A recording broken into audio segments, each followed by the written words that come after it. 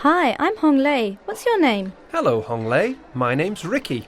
Hi, Ricky. Are you a new student here? Yes, I had my first lesson this morning. Are you a new student too? No, I've been here for 6 months. 6 months? That's a long time. It's not so long, really. What class are you in? Intermediate or...? Intermediate 3. And what about you? I'm in Advanced 1. Who's your teacher? I can't remember her name, but she's got curly red hair. Oh, does she wear glasses? Yes, I think so. That's probably Anne Wallace. Yes, that's right. Do you know her? Is she your teacher too? No, but she taught me last term. How long have you been here? Only a week. Wow, not long. Where do you live? With a family? Well, I'm staying at the YMCA at the moment. I'm looking for somewhere more permanent. Do you know of any good places? Yes. Actually, my friend has a spare room in her apartment and she's looking for a flatmate. Would you like her phone number? Oh, that'd be great. Thanks for your help. Can I buy you a coffee? Questions 1 to 5. 1.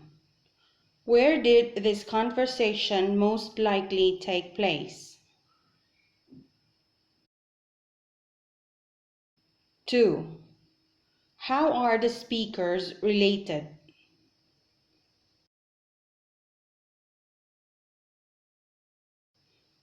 3.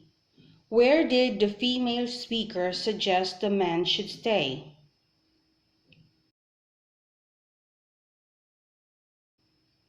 4. How long has the male speaker been away from home? 5. Where do the speakers possibly be heading to after the conversation?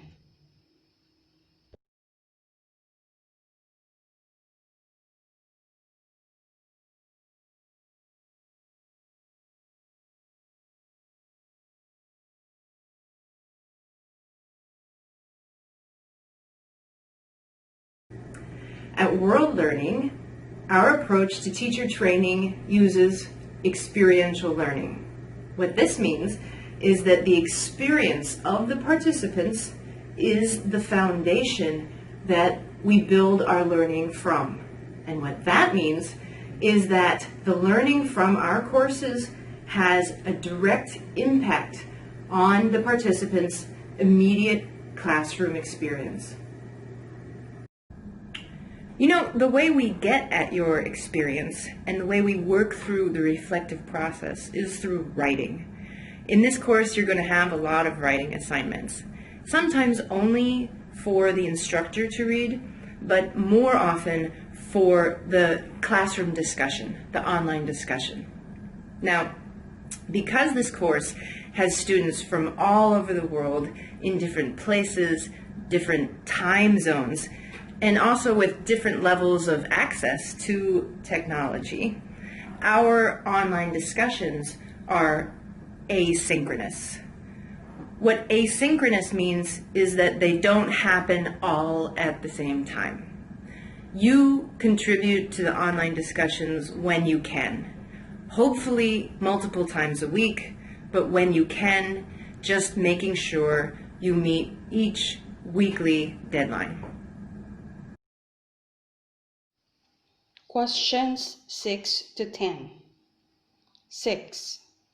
According to the speaker, what kind of learning is used in teacher training?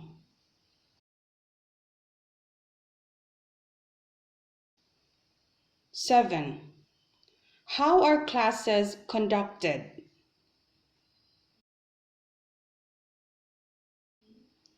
8. The speaker said that students are going to discuss asynchronously. What is asynchronous?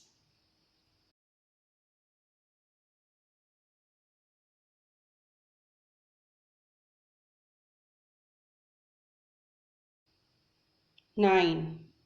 How is the reflective process done?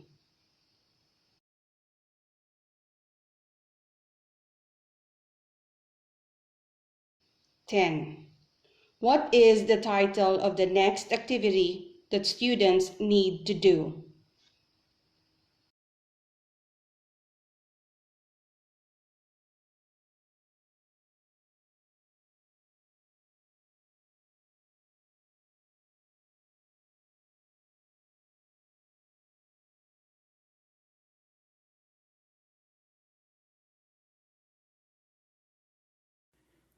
In order to ship on time, we need to rapidly improve our quality control.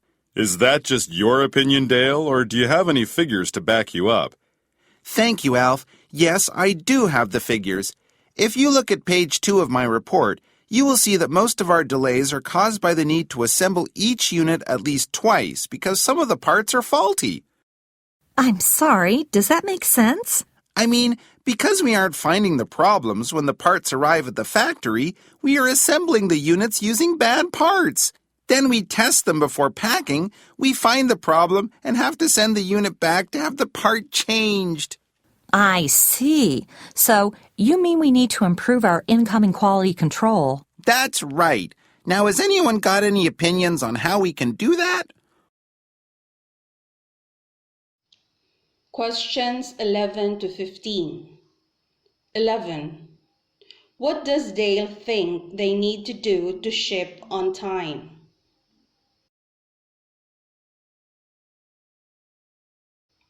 12.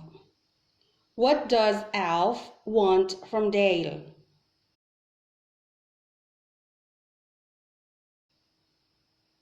13. How does Alf suggest they fix the problem?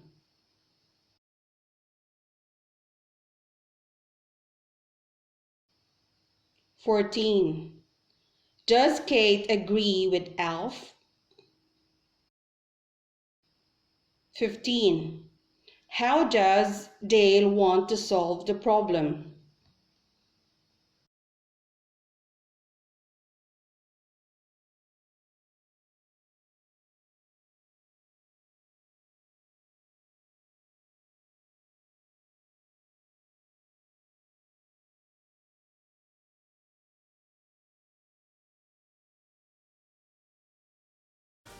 Steph, what does it mean sometimes when we say something is triggering, like a triggering moment, which goes back to another moment? And if you wouldn't mind talking about kind of your stance on relationships and breaking up from mental health reasons as well.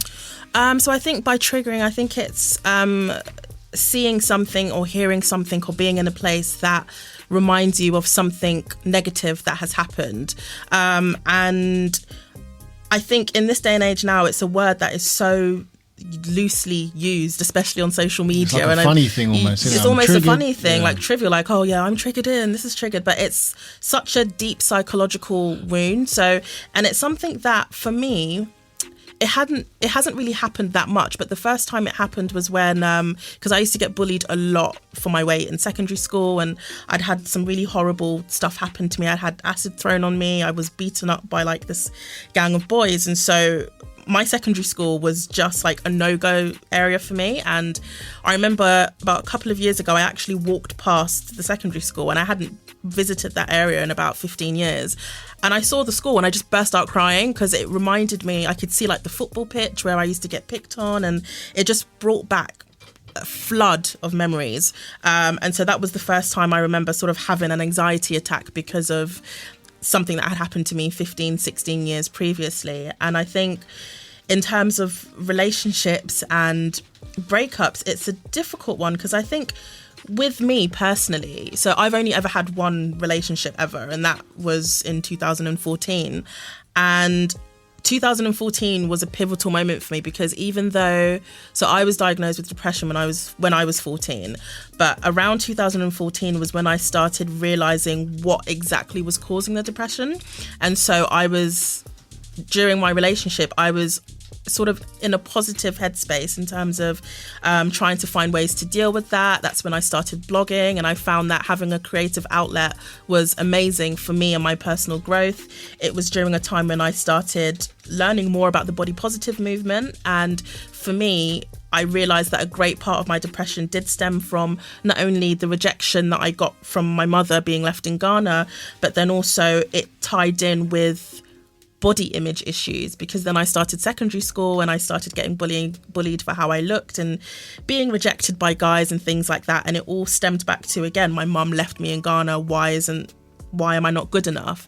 And my depression, I guess, sort of stemmed from the whole, why am I not good enough? Why do people not like me kind of thing? And so going on that body positive journey and learning how to love myself was a huge thing for me. So my depression it was there, but it wasn't as and intense within that relationship because I was actively working on myself and I had things to occupy my time. But I think as well, when it comes to trauma, a lot of the time we don't tend to take relationships into account because, again, it's something that everybody goes through.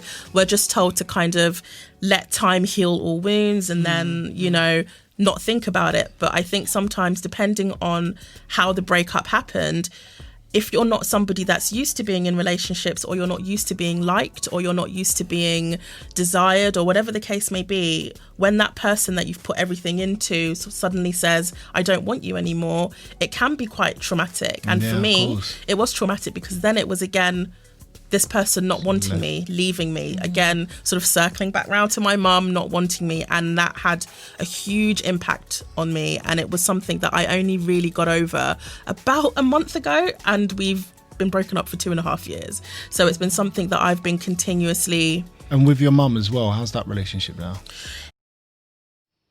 Question 16 to 20. 16. What does the female speaker think about the word trigger personally?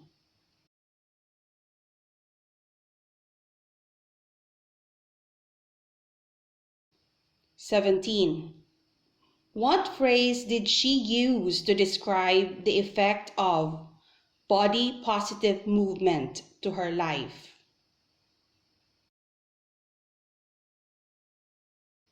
18. How has the body positive movement helped her with her depression?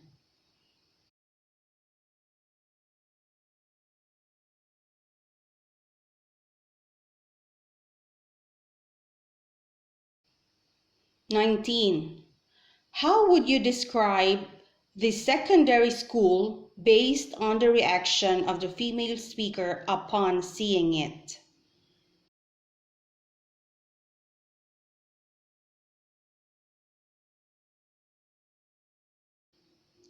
20.